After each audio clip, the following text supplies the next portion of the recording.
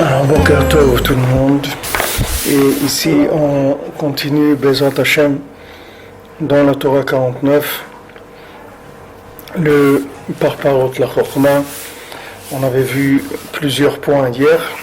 Là, on va dans le Hot Vav, le passage 6, qui est page 23 dans la brochure. Elle sera téléchargeable aujourd'hui, normalement, sur le site. Vous pourrez télécharger le fascicule de la Torah 49 qui fait 110 pages. Alors, Sham Od Dalet, alors là-bas, Rabbeinu dit dans le passage Dalet de la Torah, Zeprinat Hi Aola. C'est écrit Hi Aola, c'est elle, le Korban Ola, c'est-à-dire l'offrande, le sacrifice qui s'appelle Ola, c'est-à-dire qui est entièrement brûlé pour Hachem. Aïn Zohar Pikoudé d'Avrala Chalat Sham voir Sod Korban Ola, Shou Sod Aliyat Malchut. Donc le Zohar, dans la parashat Pikoudé, il dit que le principe de la Ola, c'est le Aliyat Malchut.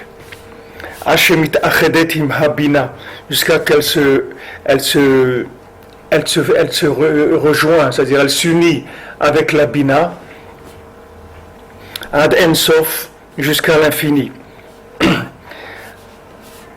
Gam Pasuk Akim et Sukat David, et aussi le Pasuk, le verset qu'il y a dans le prophète Amos, qui a écrit que Akim et Sukat David, Hachem il relèvera la Souka, la cabane de David, et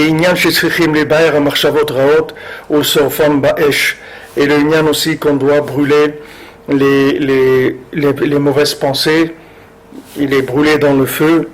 C'est le principe de Esh Ochla, de Achlekola, Veshatsekola, c'est le principe du feu qui brûle tout, qui détruit tout, comme voir le Kaman Beotzain. Comme c'est écrit après dans le passage Zain.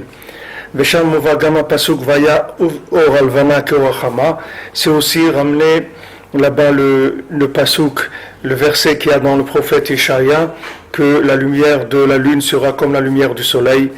Kamovan le Kaman Beotvav, comme c'est dans le passage 6 de la Torah, Ain Sham Hetev, regarde là-bas bien, Vekama Mekomot Sham, regarde dans plusieurs endroits là-bas, Vetavin le Kan Ain Gam Beparashat de Tzav Daf, donc ici il rapporte plusieurs références. Donc tout ce qu'il rapporte ici, ça bien sûr ça va dans le sens de l'union entre le Yud et le Dalet. Donc le principe, on l'a vu dans la Torah, que le Yud c'est le principe de la Chokhmah et le Dalet c'est le principe de la Malchut. Donc le Dalet il s'appelle Dalet, qui veut dire Dal, qui veut dire pauvre. Pourquoi il est pauvre? Parce que du fait que maintenant le monde est apparemment matériel, donc il y a une pauvreté de la royauté d'Hachem. Puisque maintenant Hachem il a donné la possibilité de vivre sans le connaître et sans le reconnaître et sans en faire le roi de l'univers, c'est-à-dire sans lui donner sa royauté, c'est la souveraineté si on veut. Donc ça donne une possibilité d'interprétation du monde de façon opposée complètement à l'intention qu'Hachem il a eue quand il a créé le monde.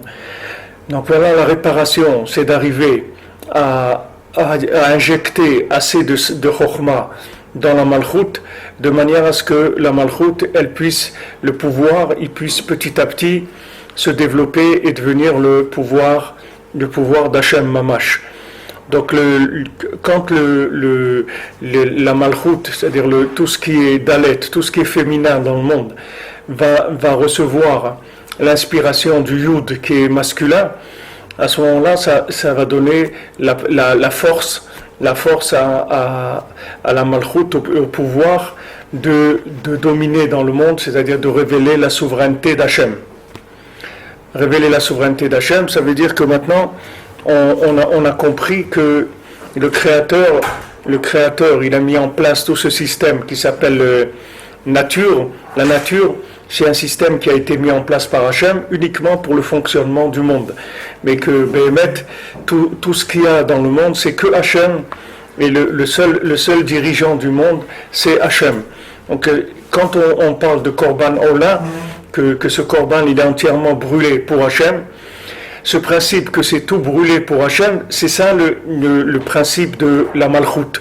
Ça veut dire qu'on va brûler dans le monde, on va faire disparaître tout ce qui est mauvaise interprétation des choses, c'est-à-dire tout ce qui n'est pas inclus dans la révélation de la souveraineté d'Hachem, ça va se détruire. Comme on dit Shabbat, quand on fait Kiddush, Vaïchulu Hashamayim Va'aretz. C'est la même chose que ce qu'il dit ici, De'achle Kola Ve'shatse Kola. Vaïchulu, ça veut dire ils sont détruits, Shamayim Va'aretz, c'est-à-dire toute la Vaïchulu Hashamayim Va'aretz Ve'chot Tzevaram, c'est-à-dire tout ce qui est sur terre et dans le ciel, et toutes les choses toutes les armées de la création, c'est-à-dire matérielle, tout ça c'est détruit. Pourquoi? Parce que c'est Shabbat. Shabbat, c'est la révélation de la Malchut, c'est l'union de Malchut avec Chokhmah. Shabbat Shalom, ça veut dire que c'est le Yichud, c'est l'union entre le pouvoir et la connaissance, c'est-à-dire la sagesse et le pouvoir. C'est pour ça que Shabbat, on fait rien du tout. C'est pas qu'on fait rien, on fait tout, mais c'est pas nous qui faisons, c'est Hachem qui fait. Donc même de préparer à manger, de travailler, tout ça, Hachem il veut pas. Shabbat, il veut qu'on fasse rien du tout. Même les dépenses du Shabbat, c'est lui qui va les payer aussi. Il veut pas qu'on soit du tout mêlé à aucune action qui est dans Shabbat.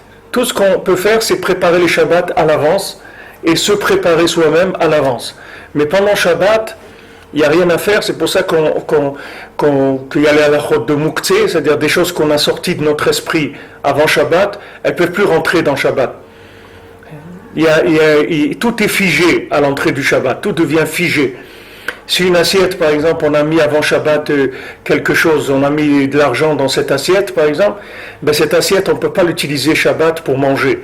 Parce que du moment où, quand Shabbat est rentré, cette assiette-là, elle était inutilisable, elle restera inutilisable tout le Shabbat. Parce que tout est figé à l'entrée du Shabbat. C'est-à-dire, c'est une image fixe de ce qu'il y a eu à l'entrée du Shabbat. Ce monde-là, il ne bouge plus pendant le Shabbat. Il est complètement immobile. C'est-à-dire que c'est que le monde d'en haut qui se révèle. Donc il y a une destruction, si on veut, entre guillemets, mais c'est une destruction, si on veut, au niveau spirituel. Il y a une destruction de tous les rapports de souveraineté de la matière. C'est-à-dire, Shabbat, Hachem, il te montre que la matière n'existe pas. Parce que tu vas vivre un jour sans travailler, sans préparer à manger, sans rien faire, et c'est le jour où tu vas le mieux vivre de la semaine. Donc tu vas voir que ta vie, elle dépend pas de ce que tu fais, elle dépend de combien tu donnes la souveraineté à Hachem. Donc ça c'est le principe du Shabbat. À Shabbat, Hachem il te dit, regarde, puisque maintenant tu travailles pas le Shabbat, tu veux passer la journée avec moi, donc c'est moi qui te paye toutes tes dépenses du Shabbat. Tous tes vêtements, ton manger, tout ce que tu dépenses pour Shabbat, c'est moi qui le paye. Donc si quelqu'un il vit comme ça dans la semaine, c'est la même chose aussi, il va être complètement assisté par Hachem. C'est-à-dire que Hachem il va mettre en place tout pour lui. Il n'y a pas de... Il n'y a rien qui peut arrêter Hachem. C'est-à-dire que c'est Hachem qui a le pouvoir. J'ai vu un exemple comme ça quand j'étais à l'aéroport. J'étais à l'aéroport à Montréal. Alors, avant de monter dans l'avion, je voulais acheter un jus de fruits. Il y avait là-bas des petits cafés comme ça, mais qui vendent que des jus de fruits, c'est tout. Il y avait des jus de fruits qui font sur place. Alors je vous demandais un jus de carotte, et après, je sais pas, quand j'ai parlé, j'ai demandé un jus d'orange. Bon, je lui avais demandé, qu'est-ce que je vais faire? Alors après, donc le monsieur, il se prépare comme ça, après il revient vers moi, il me dit, c'est un jus de carotte que vous avez demandé. Je lui dis, oui, c'est un jus de carotte. Alors, c'est-à-dire qu'il n'y a pas de... Il n'y a rien qui est figé dans le monde. Tout est lié. Il y a un lien entre tous les éléments. Et du moment où tu t'inclus dans quelque chose qui s'appelle la souveraineté d'Hachem, alors tout se met en place par rapport à ce que tu as besoin. Ça y est, le monde il disparaît. C'est-à-dire, quand il dit ici, il se brûle, Ça veut dire que il s'inclut entièrement dans l'infini. Donc on prend ce korbanon-là, on prend ce sacrifice-là, on le brûle entièrement pour Hachem. Et ce korbanon-là, qui veut dire monter, c'est-à-dire c'est la aliyah de la malchoute, c'est-à-dire c'est le symbole du pouvoir qui remonte entièrement vers Hachem, c'est-à-dire qu'on a brûlé tous les éléments, c'est-à-dire tous les statuts de la matière, tout ce qui est logique, tout ce qui est cause à effet, tout ce qui est pouvoir de l'homme, tout ça on a tout brûlé, tout ça a disparu. Et à ce moment-là, il y a le pouvoir d'Hachem qui se met en place. Donc ça c'est ce qui rapporte au sujet de la Bina, c'est-à-dire de la Malchoute, Kalemit Achedet avec Bina. Qu'est-ce que ça veut dire que maintenant que la Malchoute elle s'unit avec Bina? Alors c'est connu on a vu que Chokhma, que la connaissance et la Bina, qui est l'adaptation de la connaissance au niveau de la matière actuelle, la Bina c'est que une transformation de la Chokhma, une adaptation par rapport au récipient du pouvoir actuel. C'est-à-dire que maintenant, par exemple, quand tu as une Chokhma, tu as une connaissance, cette connaissance-là, quand tu vas l'enseigner à un adulte, tu vas l'enseigner d'une certaine façon, tu vas l'enseigner à un enfant, tu vas l'enseigner d'une certaine façon, tu vas enseigner à des femmes d'une certaine façon, tu vas enseigner à des érudits en Torah, ça va être d'une façon, des gens qui ignorent la Torah. L'enseignement, c'est le même, mais seulement il va passer par la Bina. La Bina, c'est la déduction, c'est-à-dire c'est la possibilité d'adapter la connaissance par rapport à la Malchoute, c'est-à-dire à l'état des choses en bas, à l'état des choses dans le pouvoir, pour pouvoir inclure justement ces zones inférieures dans lesquelles le pouvoir d'Hachem n'est pas encore arrivé à se révéler, les inclure dans la Chokhma. Donc la Bina, c'est quelque chose qui est un outil de transformation par rapport au monde inférieur. Donc la Bina, elle est du côté gauche. La Bina, c'est une force de rigueur, puisque la Bina, elle va prendre la Chokhma et elle va la travailler, elle va la contracter, elle va lui donner la forme dont a besoin le pouvoir, c'est-à-dire les zones inférieures, pour pouvoir recevoir la Chokhma. Parce que si on envoie la Chokhma à l'état brut, ça ne sert à rien. C'est-à-dire il n'y a personne qui va la prendre. Donc cette Chokhma-là, il faut la transformer.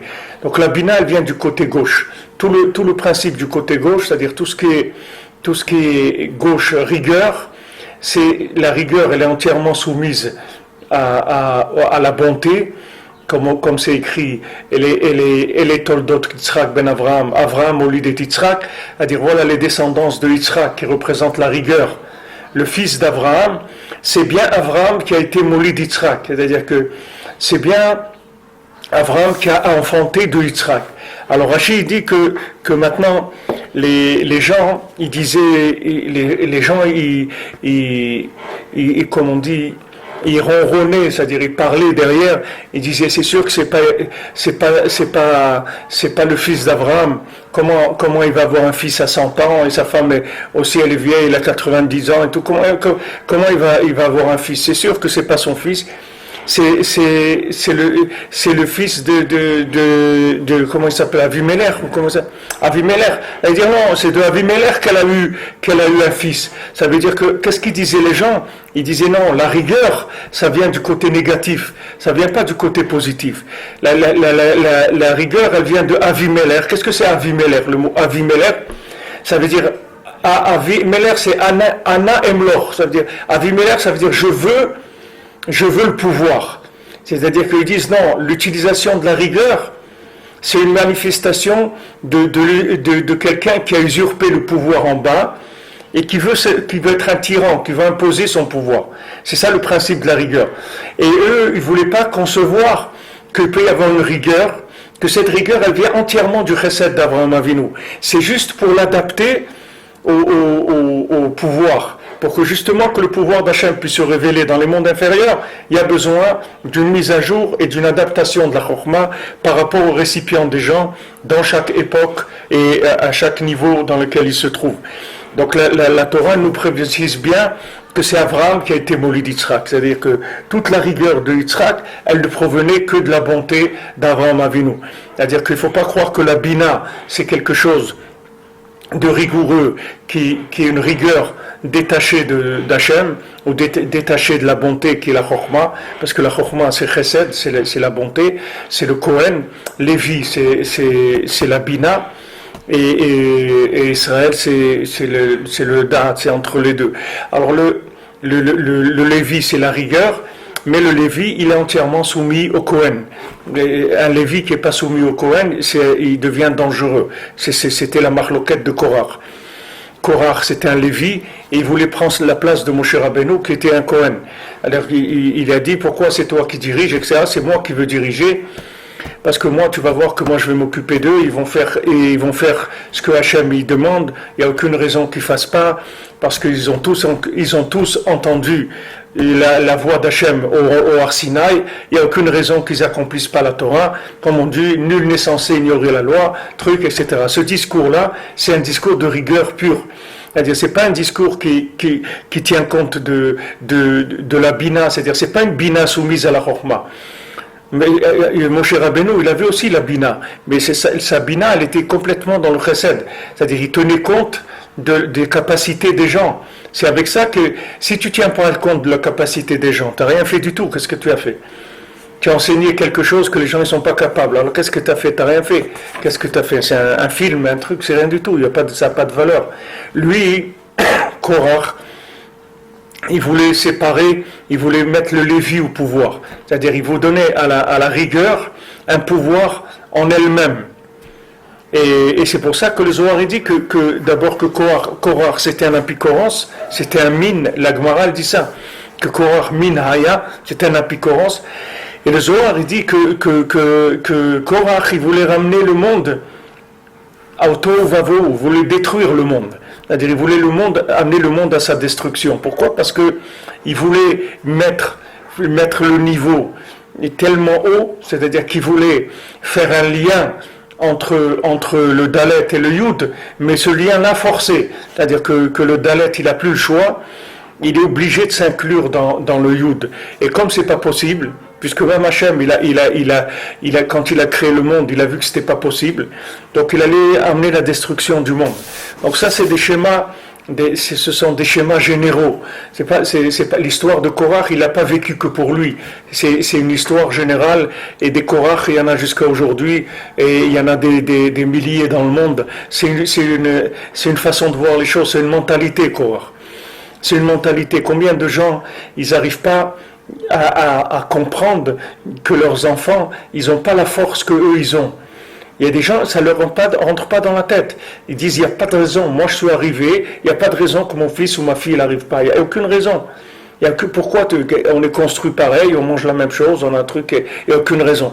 Les gens, ils n'arrivent pas à comprendre qu'entre eux et leurs enfants, il y a un décalage de plusieurs siècles qui s'est fait dans la façon de voir la vie, etc. Et qu'il faut une adaptation qui suivent sans arrêt à une très très grande vitesse l'évolution, entre guillemets, je ne sais pas dans quel sens c'est l'évolution, en tout cas le changement, disons. Il y a un changement, la donne c'est plus la même. La donne c'est plus la même du tout. Donc si il n'y a pas une adaptation en permanence, alors on est largué complètement, et quand on est largué, ça commence les disputes et les problèmes, parce qu'on ne se comprend plus, il n'y a plus de possibilité de communiquer. Donc ça c'est le fonctionnement basique du monde. Ces schémas-là, ce sont des schémas généraux et qu'il faut bien analyser. Si vous suivez le parcours de Korach, depuis que Vaikar Korach qui s'est mis de côté, il est sorti de la communauté, il s'est mis de côté, il a commencé à développer son truc à lui. Déjà le fait de se mettre de côté, c'est déjà un problème. Le fait de se mettre de côté, ça veut dire que déjà son truc, il est plus viable en communauté. Il le sort, il se met de côté. En se mettant de côté, après, il va développer un système rigoureux dans lequel, soi-disant, il va vouloir inclure tout le monde. Mais les maasés, c'est un système qui va arriver à un système exclusif. C'est le contraire. C'est-à-dire qu'il va arriver à quelque chose d'exclusif, quelque chose qui va être le contraire de ce que Hachem il veut. Parce que Hachem, il veut qu'on aide le monde à le reconnaître. Ils veulent pas.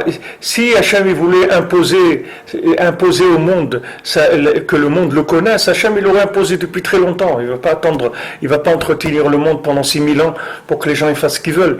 Il aurait imposé tout de suite, depuis le déluge, il aurait imposé, ça y est, c'est fini, l'histoire du monde aurait été terminée. Mais les Maaseh, on n'a rien fait du tout. C'est-à-dire, si on a imposé quoi que ce soit, on n'a rien fait.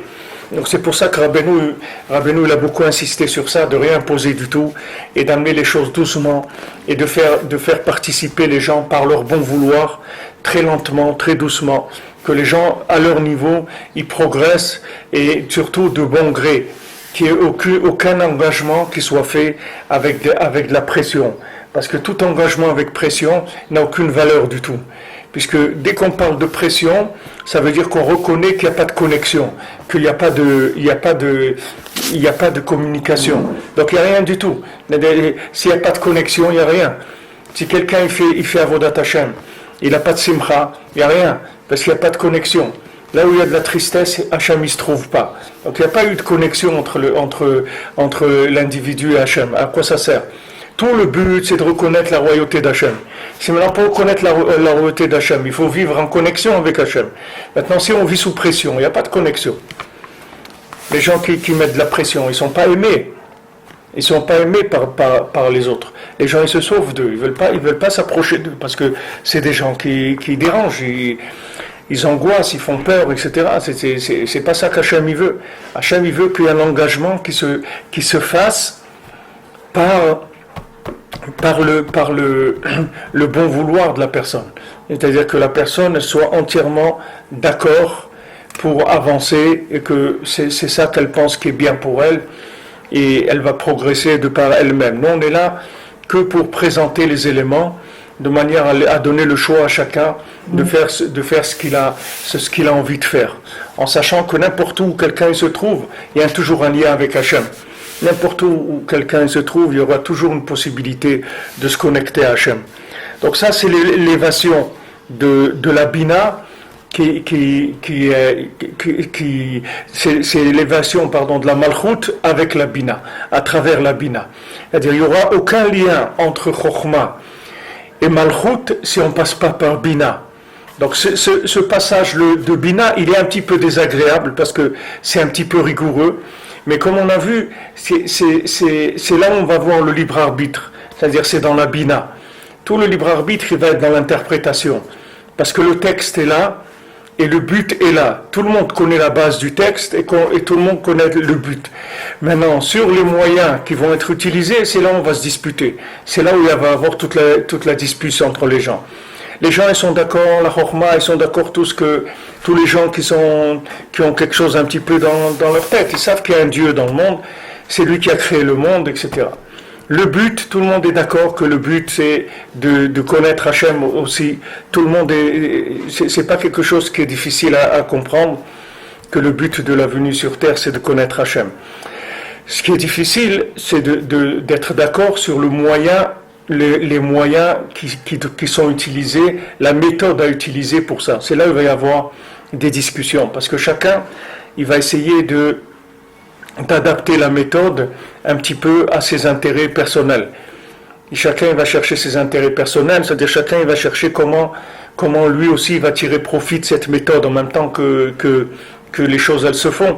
Donc au niveau de la Bina, c'est là où c'est pour ça que la Bina, tous les dynim ils viennent de la Bina, c'est-à-dire tout le principe de la rigueur, des choses dures, ça vient de la Bina.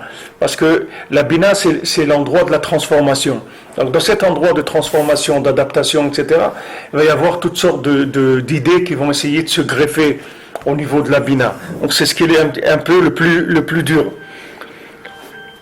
Alors il dit ici que donc la Malchut, elle s'unit avec Bina jusqu'à Ensof.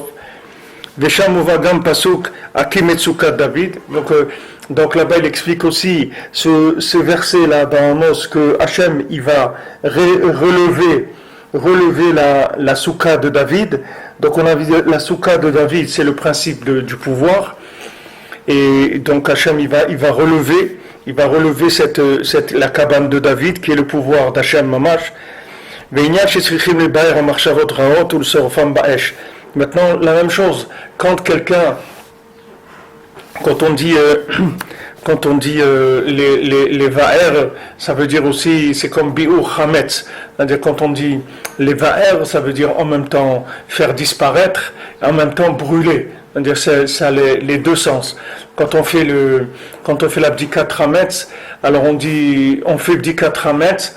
Quand on commence le soir, le 14 au soir, le 14 Nissan, on cherche le chametz dans la maison. On cherche toutes les miettes de pain ou les choses qui sont restées dans la maison. Alors on fait la bénédiction al bi'ur chametz.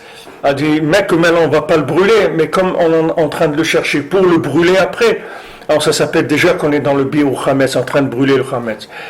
Alors on sait que les mauvaises pensées, c'est le ikar du chametz, c'est-à-dire ces mauvaises pensées. Qu'est-ce que c'est des mauvaises pensées? C'est la base, c'est les chokhmot chitzoniot, c'est-à-dire c'est des pensées de ce monde comme étant un monde indépendant d'Hachem, des situations indépendantes d'Hachem. Alors ça c'est des mauvaises pensées. Ces mauvaises pensées, il faut les brûler. C'est-à-dire c'est comme le korban ola. Ces mauvaises pensées, c'est comme des vapeurs de la matière. C'est ça les mauvaises pensées. C'est de l'émanation de la matière, c'est les vapeurs de la matière qui rentrent dans le cerveau. Par rapport à ce qu'on voit, ce qu'on entend, ce qu'on goûte, ce qu'on touche, etc., ce qu'on sent, toutes ces choses-là, ça fait monter à la tête des pensées qui sont des vapeurs de ces choses-là. C'est-à-dire quand quelqu'un il a vu quelque chose, il a entendu, il a senti, il a goûté, le manger aussi, dans le manger, il y a des choses, si elles ne sont pas triées, alors ça fait monter à la tête des pensées qui proviennent de la nourriture elle-même. Cette nourriture, elle peut amener des pensées qui sont des pensées de la matière mamash. C'est-à-dire quand la personne, quand elle mange, elle ne sanctifie pas son manger, sa façon de manger, alors elle attrape dans la matière des pensées qui sont des pensées qui sont complètement, qui proviennent entièrement de la matière. Alors ça donne des mauvaises pensées. Ces mauvaises pensées, c'est bien sûr tout ce qui est interdit, mais le principe général de la mauvaise pensée, c'est une pensée qui est que pour la matière. C'est ça la mauvaise pensée. Ça vient que de la matière, c'est aucun lien avec le pouvoir d'Hachem et la royauté d'Hachem. Donc ça, il faut les brûler. Quand on dit les brûler, ça, il faut les chasser tout de suite de notre esprit. Maintenant, il ne faut pas être triste ni être angoissé si quelqu'un il a des pensées comme ça, parce que c'est pas grave d'avoir les pensées. Au contraire, quand quelqu'un il est apte, qu'on sent que c'est quelqu'un de confiance qui est attaché à Hachem, on va lui envoyer beaucoup de ces mauvaises pensées-là. Parce que chaque fois qu'il brûle une mauvaise pensée, il fait monter la royauté d'Hachem. Donc il devient lui-même un transformateur, c'est-à-dire quelqu'un qui va recycler les pensées de la matière en pensées de Kedusha. Et c'est en général, dans la tchouva, c'est ce qui se passe, c'est que quand une personne elle fait tchouva, comme on a dit, ça veut dire tashuv he, elle veut ramener et elle veut faire le he, elle veut remettre le yud dans le dalet. Alors à ce moment-là, il y a des pensées, toutes les pensées qu'il avait avant du dalet, quand le dalet il était pauvre et qu'il a été pris par la matière, il a été conditionné par une vie matérielle. Ces pensées-là, elles vont revenir maintenant à l'esprit une fois qu'il est en train de travailler pour fabriquer le hé, c'est-à-dire remettre la connaissance dans le pouvoir d'Hachem. Ces pensées vont venir et à ce moment-là, il doit les brûler. Alors Rabbeinu dit que l'écart de la tchouva de la personne, c'est ça. C'est-à-dire que quand ces pensées elles viennent, alors il les renvoie de son esprit. Et c'est comme ça qu'il les répare. Puisque maintenant, puisque maintenant on a dit que la racine de toute chose elle se trouve dans la pensée. Donc quand la pensée va venir et que je montre que je suis plus intéressé par ces pensées-là, que moi ce que je veux c'est servir Hachem, mais avoir que des pensées positives, comment je peux servir Hachem, comment je peux faire plaisir à Hachem, comment je peux révéler la royauté d'Hachem. Donc quand une pensée comme ça elle vient, je la brûle. Quand je la brûle, je récupère tout le bien qu'il y avait au moment où j'étais dans la pauvreté mentale et que je me suis laissé prendre dans une vie qui correspondait pas du tout à un attachement à Hachem. Donc ces pensées elles viennent et moi je dois les renvoyer, c'est tout. C'est comme le tennis, la balle elle vient, il faut pas que je la garde, sinon je vais faire éliminer tout de suite. Il faut que je renvoie la balle, c'est tout. Et si la balle elle reste chez moi, ben j'ai perdu, c'est tout. Il faut pas qu'elle reste chez moi. Celui qui gagne au tennis, c'est celui qui est arrivé que la balle elle reste pas chez lui, c'est tout. C'est celui qui est vainqueur. Alors ça c'est pareil, c'est-à-dire on renvoie cette pensée. Cette pensée elle vient, on la renvoie. Et des fois elle revient, on la renvoie.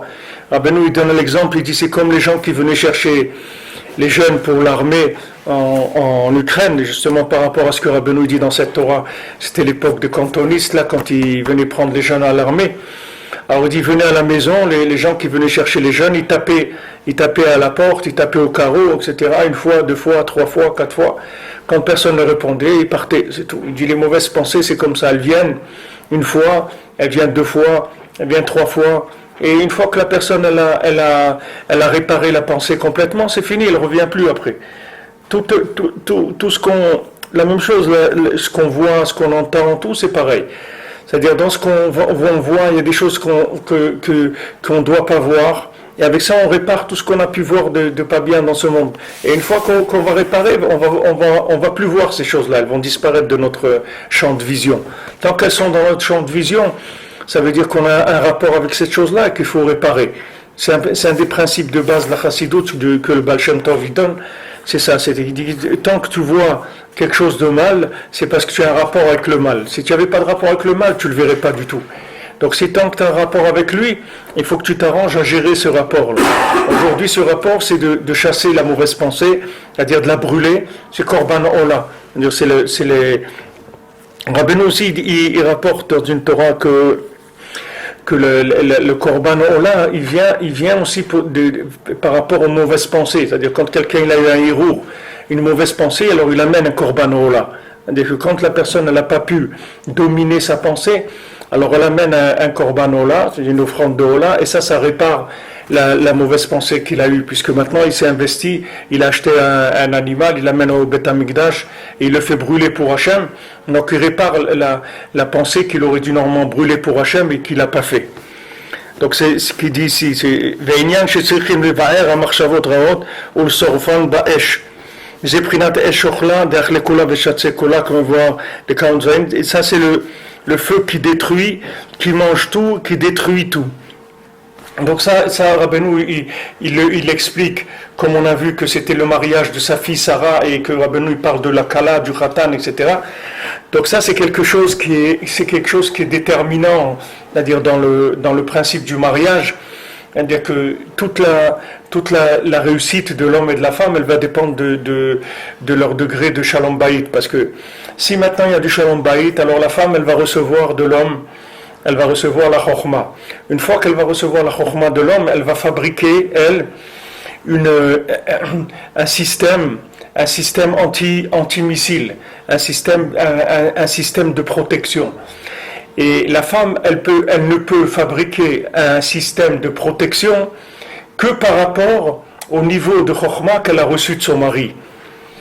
C'est-à-dire que quand un mari, il a des problèmes de comportement, quand un mari il a des problèmes, qu'il a des ta'avot de ce olam, c'est uniquement parce qu'il a pas de shalom bayit, c'est tout.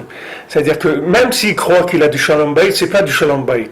C'est-à-dire qu'il n'est pas arrivé à descendre au niveau de sa femme, c'est-à-dire à lui adapter la connaissance qu'il a pour qu'elle puisse capter cette connaissance et en fabriquer une barrière de protection. Parce qu'il n'y a que la femme qui peut protéger son mari. Son mari ne peut pas se protéger. Parce que lui, c'est un youd. Il est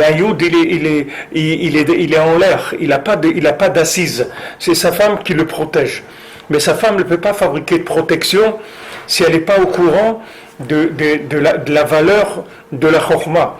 Quand elle reçoit la connaissance, donc par rapport à la connaissance qu'elle a reçue et que son mari a bien voulu d'abord aller chercher la connaissance qui lui est adaptée, parce que si un mari ne fait rien du tout, alors sa femme, en besoin de connaissance, elle risque de le dépasser. Ça explique aussi beaucoup aujourd'hui pourquoi des femmes elles vont écouter des cours des rabbanim, etc. Alors que normalement, une femme, son rab, c'est son mari, elle n'a pas besoin de rabbanim. Mais malheureusement, comme le mari, il n'arrive pas à fournir ce qu'il a besoin, ou bien que c'est où la quantité n'est pas adaptée, où la qualité n'est pas adaptée, où c'est pas au niveau, ou tout ce qu'on veut, alors il y a un manque. Alors ce manque-là, la femme, elle essaie de le combler comme elle peut. Mais en général, c'est pas ça qui va aider à arriver à 100% de la chose, parce que la femme, elle ne peut fabriquer une protection que par rapport à la chokhma qui est adaptée à son mari, c'est-à-dire la chokhma de son mari mamash. C'est pas si elle va écouter la chokhma d'un rave que c'est un autre niveau par rapport à son mari. C'est pas ça qui va l'aider à sauver son mari. Alors après, chacun il se développe de son côté. Il n'y a pas de communication. Donc la base de ça, comme on dit ici, c'est la kala, c'est la femme qui est le talit de son mari, c'est-à-dire que elle va fabriquer un talit, c'est-à-dire elle va fabriquer un vêtement de protection par rapport à la chokhma qu'elle aura reçue de son mari. Et à ce moment-là, son mari, il est entièrement protégé. C'est-à-dire qu'elle va le protéger de toute pensée extérieure, de toute. C'est ce qu'elle dit la Gemara. Elle dit qu'une femme, elle te protège de la vera. Il dit la femme, elle te protège de la vera. La Gemara, elle dit ça. Elle amène, quel est le salaire d'une femme? C'est qu'elle amène les enfants à l'école, au Talmud Torah. Elle protège son mari de la vera. C'est-à-dire que son système, c'est un système de protection. Et par le système de protection, elle va permettre à la chokhma de son mari de se développer dans Malchut, c'est-à-dire de se développer dans le monde de l'action, c'est-à-dire qu'il va commencer à s'investir dans l'action et il ne va pas être détourné. Donc c'est important de savoir que ce système, il marche comme ça, c'est-à-dire qu'il y aura un système toujours de protection qui est adapté à la communication par rapport à chokhma et Malchut et Bina. Maintenant, quand un mari voit qu'il est pris par des ta'avot, il a envie de faire des bêtises, etc., il ne faut pas qu'il cherche bien loin. Le problème, il est que là, c'est tout. Il n'y a pas d'autre problème. Lui peut être sincère et sa femme peut être sincère, il n'y a pas de problème. Mais il n'y a pas de communication. Le niveau de communication, il est pas valable. Donc c'est là où il faut développer. Il faut passer du temps. Il faut d'abord établir un rapport de confiance. Il faut que la femme ait entièrement confiance dans son mari. Il faut qu'une femme elle soit admiratrice de son mari, qu'elle voit son mari comme étant la lumière d'Hachem dans le monde. C'est-à-dire qu'il faut qu'elle ait un rapport d'admiration avec son mari.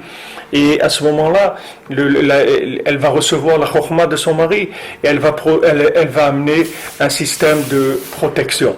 Et à ce moment-là, le mari, il est entièrement protégé. Il n'y a rien qui peut s'approcher de lui. Aucune force négative qui peut s'approcher de l'homme. Alors quand quelqu'un il voit qu'il a des problèmes de comportement ou autre, la solution, elle est là. Il n'y a pas besoin de faire des efforts. L'effort, c'est là-dedans qu'il faut faire. Parce que même si quelqu'un il fait des efforts de lutte personnelle contre les attaques, c'est pas avec ça qu'il va s'en sortir, parce que les attaques elles continueront toujours. Il faut arriver à un niveau de shalom baïd qui détruise complètement tout le principe de l'attaque du côté négatif, c'est-à-dire tout ce qui est pouvoir de la matière. Et c'est ça qu'on veut réparer. On ne veut pas une solution momentanée, on veut terminer, régler le problème complètement. Et ça se fait par le yichud de Bina avec Chokhma et Malchut. Voilà, c'est ce qu'on a dit, c'est-à-dire que maintenant, c'est quand la lumière de la lune, elle devient comme la lumière du soleil. Le mari c'est le soleil, la femme c'est la lune. Donc maintenant, quand le soleil il est arrivé à faire passer sa lumière dans la lune et qu'on ne voit plus de différence entre la lumière du soleil et la lumière de la lune, puisqu'elle est devenue entièrement un miroir du soleil, à ce moment-là, à ce moment-là, ce jour-là, Hachem et son nom, ça sera qu'une seule chose. C'est-à-dire, il n'y aura plus de différence entre Chokhma et Malchut. Les deux, ils seront unis complètement. Alors, Otzaïn, il dit, Sham Ot Hanal, ou Bishvilze Nikra Nissan Aviv. Alors, c'est pour ça que Nissan, il s'appelle Aviv, le mois de Aviv. Rotselomar, qui Nissan Nig'alu. Et il veut dire qu'au mois de Nissan, c'est là où il y a eu la délivrance, qu'on est sorti d'Égypte. Chez Zeprinat Aliyat Malchut, que la Géoula, c'est l'élévation du pouvoir d'Hachem. Chez Zeprinat Bechad Benissan, Rosh Hashanah Lamlachim. C'est pour ça que Rosh Hashanah Lamlachim, le Rosh Hashanah des rois, c'est le premier Nissan. Prinat Betatata, et qui est la maison d'en bas. On citera des Yovla Nafku, chez Zeprinat Betaïla. Et du côté du Yovel, ils sont sortis, ça c'est la maison d'en haut. C'est-à-dire que la sortie d'Égypte, c'est une alia de la Malchoute, mais ça vient du Yovel, que Yovel c'est la Bina, c'est la Bina de façon parfaite, c'est la 50e porte de la Bina. C'est-à-dire il y a 49 Sha'arei Bina, mais la 50e porte, c'est la porte de la délivrance. C'est pour ça que Rabbeinu, c'est le Moachnoun, c'est le cerveau de la 50e porte.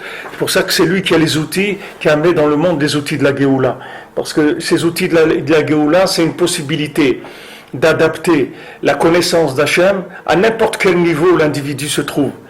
C'est la Bina parfaite, c'est-à-dire là où tu te trouves, là où tu es, il va te traduire qu'est-ce que c'est Hachem dans le langage que tu parles. Si tu as un langage de football, ou si tu as un langage d'argent, ou si tu as un langage de musique, ou n'importe quoi, là où tu te trouves, il va te traduire dans ton langage, dans ce que tu sais parler, qui est ton outil de communication, il va te le traduire là-dedans. Ça vient du Yovel. Du Yovel, c'est-à-dire le Yovel, c'est le cinquantenaire, c'est la 50e porte. Alors, il dit ici que, bien sûr, Rosh Chodesh Nissan, c'est Rosh Hashanah Lamlachim. C'est pour ça que Rabbeinu, il est né Rosh Chodesh Nissan, mais il a dit tout mon Inyan, c'est Rosh Hashanah. Et Rosh Hashanah, c'est la Levana. Mais lui-même, il est né Rosh Chodesh Nissan, Rabbeinu. Lui, sa naissance était Rosh Chodesh Nissan. Le Brit, c'était Shabbat Agadol. Et je crois que cette année, ça va être comme ça. Je crois que Rosh Chodesh Nissan, c'est Shabbat cette année. Alors, la Brit Mila, c'était Shabbat Agadol. Et il a dit tout mon Inyan, c'est Rosh Hashanah. C'est-à-dire, bien que lui, il est né Rosh Chodesh Nissan, que c'est Rosh Hashanah Lamlachim, que c'est le Rosh Hashanah des rois, mais tout le but, c'était d'éclairer dans le Inyan de la lune, c'est-à-dire d'aller là où, dans les endroits les plus obscurs, chez les gens les plus faibles, et là leur donner le pouvoir, leur montrer qu'eux aussi sont capables, et que c'est pas parce qu'ils se sont éloignés, qu'ils sont très loin, qu'ils sont pas capables de se rattacher à Hachem de là où ils se trouvent. Ça, c'est le message général que Rabbeinu est venu amener. Donc il y a un Shumiyush Ba'olam Klal, c'est-à-dire il y a pas le désespoir n'existe pas. Pourquoi? Parce qu'il y a un outil de Bina qui dépasse tous les problèmes qu'il puisse avoir. C'est-à-dire qu'il n'y a personne qui peut dire moi je comprends pas ce qu'il dit Rabbi Nachman, ça n'existe pas. Ça n'existe pas. Il n'y a pas, parce que Rabbi Nachman, il parle à tout le monde, tous les individus de la terre. Il y a personne qui peut sortir de ce message-là. Il n'y a personne qui peut dire mais je comprends pas exactement ce qu'il veut dire. Il y a pas, ça s'adapte à tout le monde. Et ouvre tes oreilles, ouvre ton cœur, tu vas voir qui te parle, et tu vas voir que tu vas te sentir bien, et que tu vas commencer à avancer, etc. Parce que c'est le message de la 50e porte, ça inclut tout. Ça inclut tout. C'est-à-dire que ça inclut toutes les possibilités de se rapprocher d'Hachem. Il n'y a aucune formule qui n'existe pas à ce niveau-là. Donc c'est ce qu'il rapporte ici, c'est pour ça que c'est écrit en Nissan. Il y a eu la Géoula, et en Nissan aussi, il y aura aussi la Géoula Harona. On dit que Benissan Nigalou ou Benissan Atitim Ligael. C'est-à-dire ils ont eu la première délivrance était au mois de Nissan, et aussi la dernière, elle sera aussi au mois de Nissan. Bémet, si Moshe Rabbeinu, il avait eu confiance en lui. C'est écrit que le fait que Moshe Rabbeinu, il a refusé pendant 7 jours, il a refusé à Hachem la shlichut, c'est-à-dire le fait qu'Hachem il veut l'envoyer pour délivrer le Ham Israël, qu'il a dit qui je suis moi et je sais pas parler, et tout ce qu'il a dit comme chose à Hachem, qu'il n'avait pas confiance en lui, que Hachem il était capable de faire de lui ce que Hachem il avait besoin dans la situation. C'est ça qui a fait qu'il n'a pas été le Goël, qu'il n'a pas fait la Géoula Shlema. Si maintenant Moshe Rabbeinu il avait confiance en lui au moment de la sortie que Hachem lui a envoyé faire sortir les Bnei Israël d'Égypte, alors il aurait fait Géoula Shlema, ça aurait été terminé, c'est-à-dire il aurait eu ce pouvoir-là de faire sortir le Ham Israël avec le Sha'ar Hanoun. Mais comme il n'a pas eu confiance en lui, il n'a pas atteint le Sha'ar Hanoun. Et donc Hachem lui a dit de descendre de la 50e porte quand ils ont fait le veau d'or, parce que ils ont fait le veau d'or parce que lui, il n'est pas arrivé à leur donner un niveau de connexion assez grand, de manière à ce qu'ils ne soient plus attirés par les ta'avot de ce monde. Normalement, les Bnei Israël, ils ne devaient pas fauter quand ils ont eu Matan Torah. Mais comme le fait qu'ils ont été vers le veau d'or, ça veut dire qu'ils n'avaient pas une connexion avec Hachem qui était suffisante pour leur enlever tous les plaisirs de ce monde. Donc, d'où ça venait? Ça venait que Moshe Rabbeinu n'avait pas une maîtrise de la 50e porte. C'est ça qui a fait ça. Et pourquoi il n'avait pas de maîtrise de 50e porte? Parce qu'il n'avait pas eu confiance en lui. Il a refusé. Quand Hachem lui a dit « Va », il a dit « Mais qui je suis, moi? Qu'est-ce que vous me dites de faire ce travail-là? Mais moi, je ne suis pas au niveau de faire ça. » Il dit « D'abord, je bégaye. » Hachem lui a dit « Mais qui est-ce qui fait parler l'homme? C'est moi. Ne te fais pas de soucis si je t'envoie. » Alors le fait que maintenant il n'a pas eu confiance et que il a dû utiliser Aaron, il a utilisé Aaron pour qu'il soit son porte-parole, il n'avait pas confiance que lui-même il pouvait faire les choses.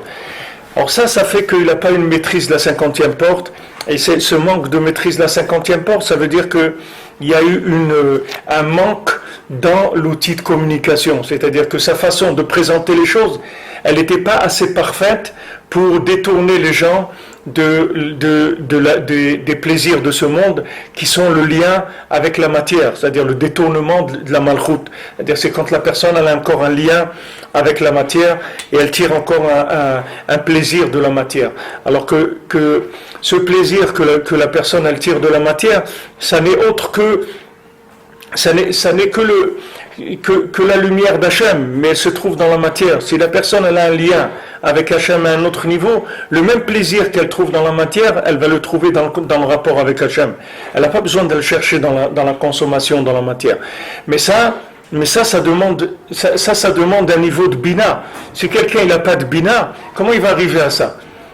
Quelqu'un n'a pas de bina, il ne peut pas arriver à ça. Comment il va arriver? C'est pour ça que Rabbi Nachman il dit moi j'ai pas besoin de vous pour vous sortir de là où vous êtes.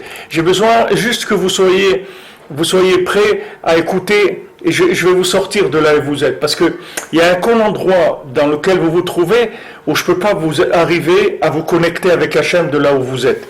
Donc soyez tranquille et patient, je vais vous sortir de là où vous êtes.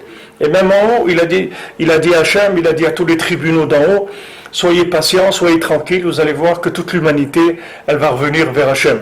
Parce que j'ai un outil de communication qui est la 50e porte. Cet outil de communication, c'est la possibilité d'adapter la parole d'Hachem à tous les niveaux dans lesquels l'homme se trouve, qui sont les 49 niveaux qu'il y a dans ce monde, qui sont les 7 sphirotes qu'on fait Sphirat HaOmer. Ces 7 sphirotes, ce sont les 7 jours de la semaine, qui sont tous les aspects d'Hachem dans le monde. Donc celui qui arrive à la 50e porte, il a un langage qui inclut tous les langages du monde.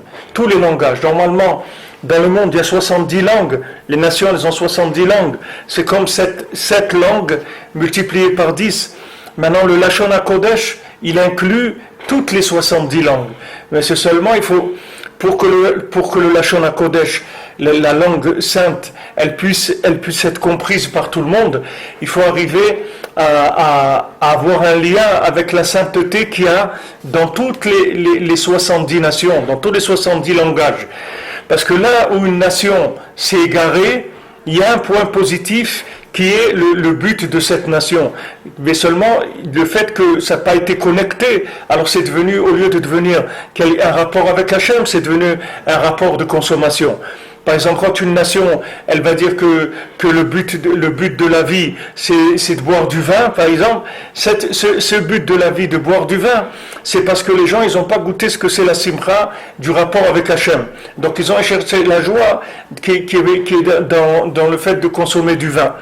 Maintenant, le tzaddik, lui, va venir, il va juste changer le langage. La chose elle-même, elle va rester. C'est juste le langage qui va changer. C'est-à-dire, au lieu d'utiliser comme langage le vin, ils vont utiliser la prière, une autre façon d'obtenir exactement le même résultat et même à des niveaux bien sûr beaucoup plus élevés.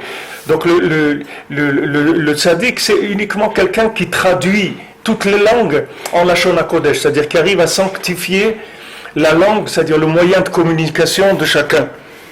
Alors c'est ce qu'il dit ici que Misitra de Yovla Nafku, ils sont sortis du côté de la 50e porte, c'est de là qu'ils sont sortis. Ça c'est Prina Betaïla, ça c'est la maison d'en haut. Donc quand la maison d'en bas, qui est le Rosh Hashanah Lamlachim, c'est-à-dire que quand on arrive à mettre en place les éléments en bas, alors ça déclenche la maison d'en haut. Comme on a vu au début que Hachem il dit, je rentre pas dans ma maison d'en haut tant qu'il n'y a pas ma maison d'en bas.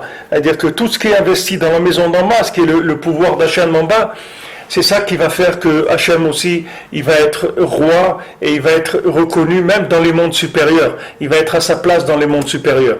Et ça, c'est le travail du tzaddik. C'est-à-dire le tzaddik, il fait le travail en bas et il fait le travail en haut. C'est-à-dire que c'est lui qui fait le shalom entre Hachem et la création du monde, entre la création, entre les créatures. Alors, Otret, Sham, Othe, Zeprinat, Hashir, Shitaer, Leatid. Bon, il est 1h, on va arrêter là. On continuera demain, Bezot Hachem.